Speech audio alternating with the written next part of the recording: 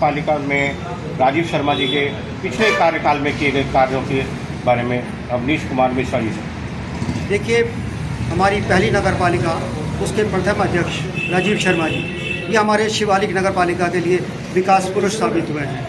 जिस तरीके की परेशानियां नगर पालिका बनते साथ ही कोरोना आया, उसमें 2 साल हम काम नहीं कर पाए। उसके बाद जैसे ही हमने काम शुरू किए हैं तो नगर पालिका का कोई ऐसा क्षेत्र नहीं है जहां विकास कार्य नहीं हुए हों। इतना पैसा जितना इस नगर पालिका में आया है, मुझे पूरी उम्मीद है कि इस पूरे प्रदेश की किसी नगर पालिका में इतने विकास कार्य नहीं हुए हैं। मैं इनकी क्षमता को जानता हूं। इनका उच्च स्तर पर जो समन्वय है शासन से, सरकार से, उसके तहत इन्होंने बहुत अच्छे धन की यहाँ व्यवस्था की और बहुत सारे विकास कार्य इन्होंने किए हैं।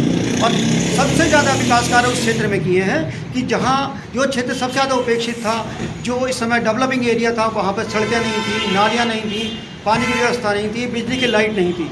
नवोदय नगर हो गया, नेहरू कॉलोनी हो गया, सुभाष नगर हो गया, रामधाम हो गया, देवनगर हो गया, इन क्षेत्रों में तो बेइंतहा विकास कार्य हुए हैं। और मैं समझता हूँ कि 60 से 70% सड़कें इन क्षेत्रों की बन चुकी हैं।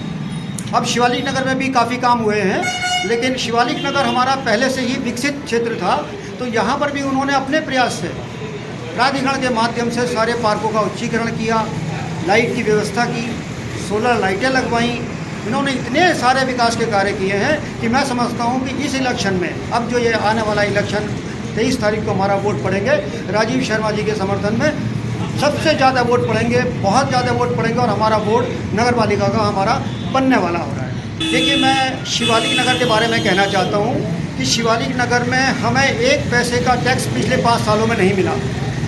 बिना टैक्स के नगर पालिका में इसके पास में धन की उपलब्धता का आप सोच सकते हैं कि कुछ भी धन उपलब्ध नहीं था।